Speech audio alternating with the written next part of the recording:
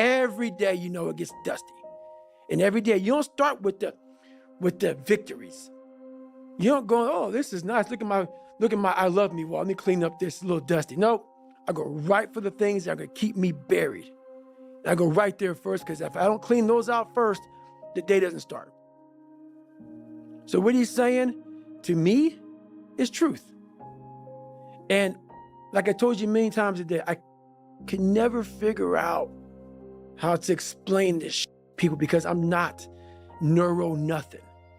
I'm just a guy that said, okay, we got to start in the dungeon and we got to stay here for the rest of our lives. For you to become successful, the dungeon is a place that has to be clean. And it's the scariest place to be. That's why I'm misunderstood, because I'm speaking from the dungeon. That's why I am successful, because I go there every damn day. And that is the truth, what he says. It's the exact truth. Those cabinets are dusty, dirty, and scary as broken glass, dark, spiders, cobwebs, but most of all, your biggest fears. The biggest things that put you in the place you are today are in there. That's why we all like to keep them shut, even like to lock them up, act like they never happened. That's why you never grow. You never improve. You never have real conversations like we're having right now. Never, never. Oh, no, let's not go there. I talk to so many people who tell me that. Let's talk about this. Because they'll tell me, but they can only say it once. And they'll say it in passing. They won't get deep in the weeds with it. Like, you can't just clean it. You gotta spit shine that motherfucker. You gotta relive it.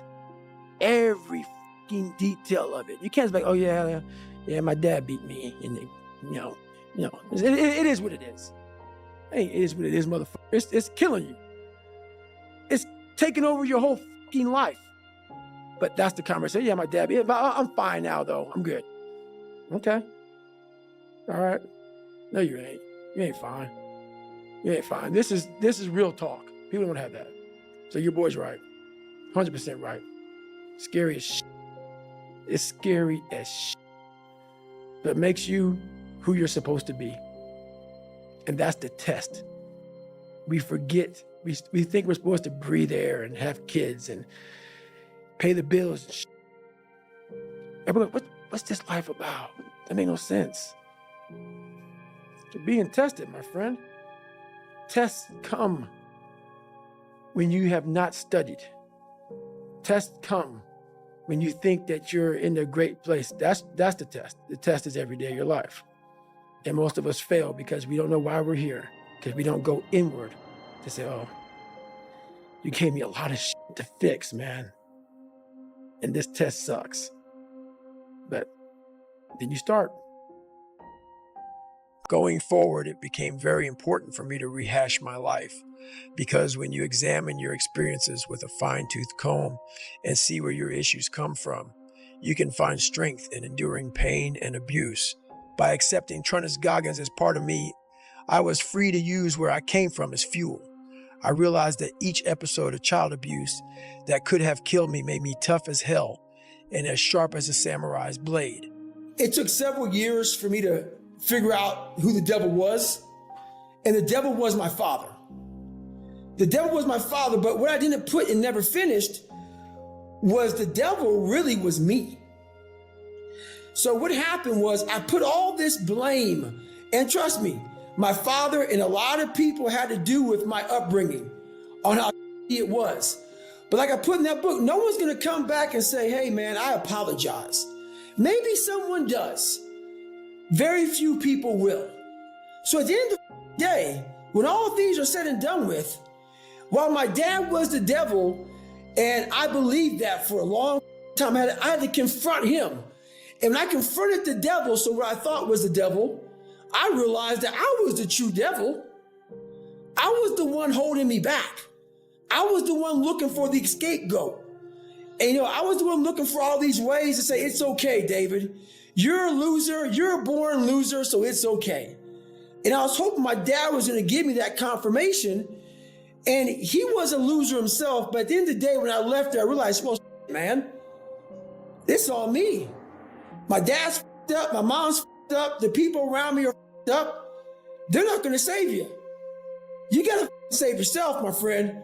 So that's when all that reality hit me when I went to Buffalo to see my dad and that drive home.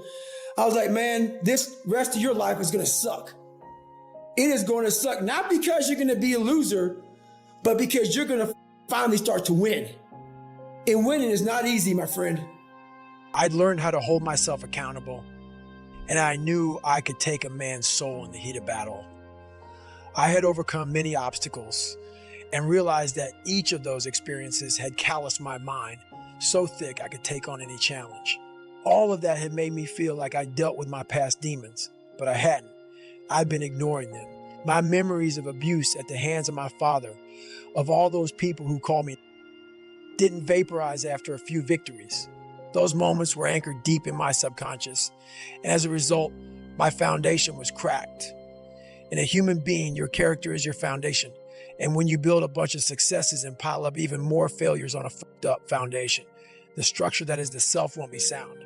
To develop an armored mind, a mindset so calloused and hard that it becomes bulletproof, you need to go to the source of all your fears and insecurities. Most of us sweep our failures and evil secrets under the rug, but when we run into problems, that rug gets lifted up and our darkness reemerges, floods our soul, and influences the decisions which determine our character.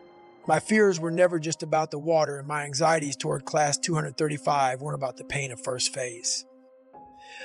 They were seeping from the infected wounds I've been walking around with my entire life, and my denial of them amounted to a denial of myself. I was my own worst enemy. It wasn't the world or God or the devil that was out to get me. It was me. I was rejecting my past and therefore rejecting myself. My foundation, my character was defined by self-rejection. All my fears came from that deep-seated uneasiness I carried with being David Goggins because of what I'd gone through. Even after I'd reached a point where I no longer cared about what others thought of me, I still had trouble accepting me. Anyone who is of sound mind and body can sit down and think of 20 things in their life that could have gone differently, where maybe they didn't get a fair shake and where they took the path of least resistance. If you're one of the few who acknowledge that, want to callous those wounds and strengthen your character, it's up to you to go back through your past and make peace with yourself by facing those incidents and all of your negative influences and accepting them as weak spots in your own character. Only when you identify and accept your weaknesses will you finally stop running from your past. Then those incidents can be used more efficiently as fuel to become better and grow stronger. Right there on Mom's couch, as the moon burned its arc in the night sky, I faced down my demons. I faced myself. I couldn't run from my dad anymore. I had to accept that he was part of me and that his lying, cheating character influenced me more than I cared to admit. Before that night, I used to tell people that my father had died rather than tell the truth about where I came from. Even in the SEALs, I trotted out that lie.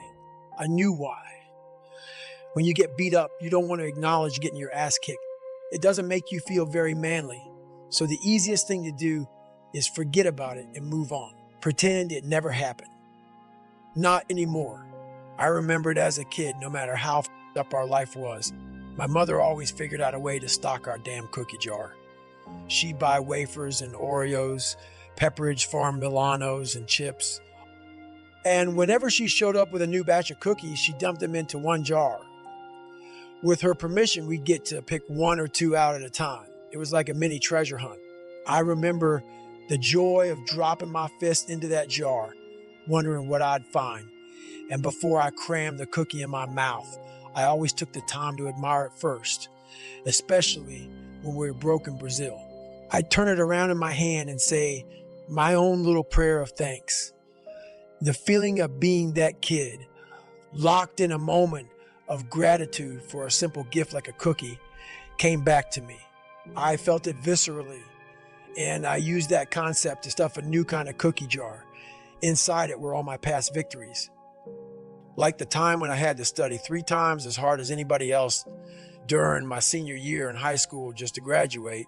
That was a cookie. Or when I passed the ASVAB test as a senior and then again to get into books. 2 more cookies. I remember dropping over 100 pounds in under 3 months, conquering my fear of water, graduating buzz at the top of my class, and being named enlisted honor man in Army Ranger School. All those were cookies loaded with chocolate chunks. These weren't mere flashbacks. I wasn't just floating through my memory files. I actually tapped into the emotional state I felt during those victories, and in so doing accessed my sympathetic nervous system once again. My adrenaline took over. The pain started to fade just enough, and my pace picked up. I began swinging my arms and lengthening my stride. My fractured feet were still a bloody mess, full of blisters, the toenails peeling off almost every toe. But I kept pounding, and soon it was me who was slaloming runners with pained expression as I raced the clock. From then on, the cookie jar became a concept I've employed whenever I need a reminder of who I am and what I'm capable of. We all have a cookie jar inside us because life, being what it is, has always tested us. Even if you're feeling low and beat down by life right now, I guarantee you can think of a time or two when you overcame odds and tasted success. It doesn't have to be a big victory either. It can be something small. I know we all want the whole victory today, but when I was teaching myself to read, I would be happy when I could understand every word in a single paragraph. I knew I still had a long way to go to move from a 3rd grade reading level to that of a senior in high school, but even a small win like that was enough to keep me interested in learning and finding more within myself. You don't drop 100 pounds in less than 3 months without losing 5 pounds in a week first. Those first 5 pounds I lost were a small accomplishment. And it doesn't sound like a lot, but at the time it was proof that I could lose weight and that my goal, however improbable, was not impossible. The engine in a rocket ship does not fire without a small spark first. We all need small sparks, small accomplishments in our lives to fuel the big ones. Think of your small accomplishments as kindling. When you want a bonfire, you don't start by lighting a big log.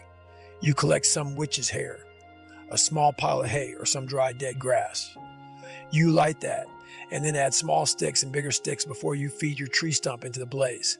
Because it's the small sparks which start small fires that eventually build enough heat to burn the whole forest down. If you don't have any big accomplishments to draw on yet, so be it. Your small victories are your cookies to savor, and make sure you do savor them.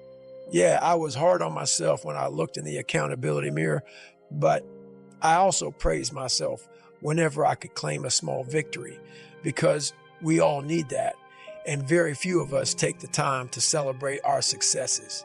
Sure, in the moment, we might enjoy them, but do we ever look back on them and feel that win again and again?